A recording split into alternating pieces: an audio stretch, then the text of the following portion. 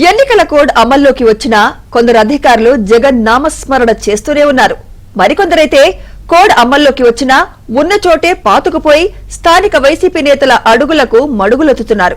ఎన్టీఆర్ జిల్లాలో ఓ ఉన్నతాధికారి తనకు ఈ పోస్టింగ్ ఇప్పించింది స్థానిక ఎమ్మెల్యే, కాబోయే మంత్రి అంటూ ఏకంగా గ్రూపుల్లో పోస్టింగులు పెట్టేస్తున్నారు.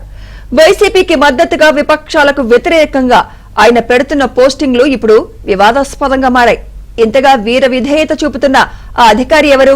ఆయనపై చర్యలు ఎందుకు లేవో తెలియాలంటే ఈ స్టోరీ చూడాల్సిందే.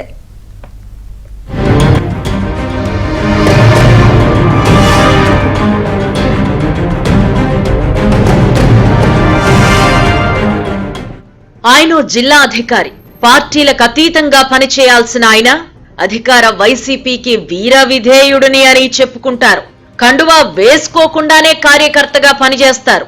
ఎన్టీఆర్ జిల్లా పంచాయతీ అధికారిగా పనిచేస్తున్న టిఎస్ జయచంద్ర గాంధీ వ్యవహార శైలి ఇప్పుడు వివాదాస్పదంగా మారింది. జిల్లా వ్యాప్తంగా ఎన్నికల కోడ్ అమల్లో ఉన్న పంచాయతీల్లోనూ సచివాలయాల్లోనూ జగన్ బొమ్మలు అలానే ఉంచేశారు. వాటర్ ట్యాంకులకు వైసీపీ రంగులు మార్చలేదు.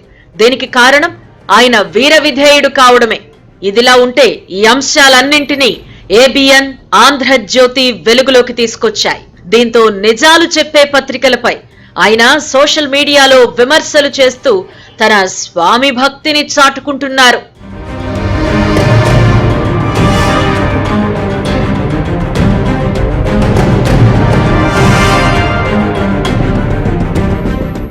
జయచంద్ర మండల అభివృద్ధి అధికారిగా తన ఉద్యోగ జీవితం మొత్తాన్ని జగ్గయ్యపేట నియోజకవర్గంలోనే గడిపేశారు. స్థానిక ఎమ్మెల్యే సామినేని ఉదయభాను బంధువు జయచంద్రతో సన్నిహిత సంబంధాలున్నాయి. ఉదయభాను సాయంతోనే జిల్లా పంచాయతీ అధికారిగా పోస్టింగ్ తెచ్చుకున్న ఆయన నాటి నుంచి సోషల్ మీడియా గ్రూపుల్లో ఉదయభానుకు, జగన్ కు, వైసీపీకి మద్దతుగా పోస్టింగ్లు పెడుతున్నారు. గిరిజనుడైన తనకు డిపిఓగా పోస్టింగ్ రావడానికి సామినేని ఉదయభాను కారణం అంటూ తన వాట్సాప్ డిపిగా పెట్టుకున్నారు. ఈ మెసేజ్ అప్పట్లో తీవ్ర దుమారానికి కారణమైంది. చివరకు కలెక్టర్ సైతం ఆయన్ను సున్నితంగా హెచ్చరించినా ఎలాంటి ప్రయోజనం లేకుండా పోయింది.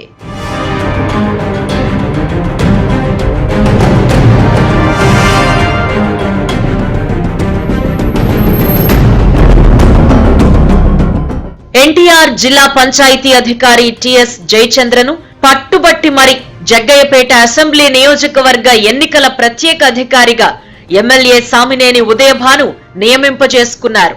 14 సంవత్సరాల పాటు జగ్గయ్యపేటలోనే పనిచేసిన అధికారిని ఎన్నికల అధికారిగా ఎలా నియమిస్తారు అంటూ శ్రీరామ్ తాతయ్య కలెక్టర్ కు లేఖ రాశారు.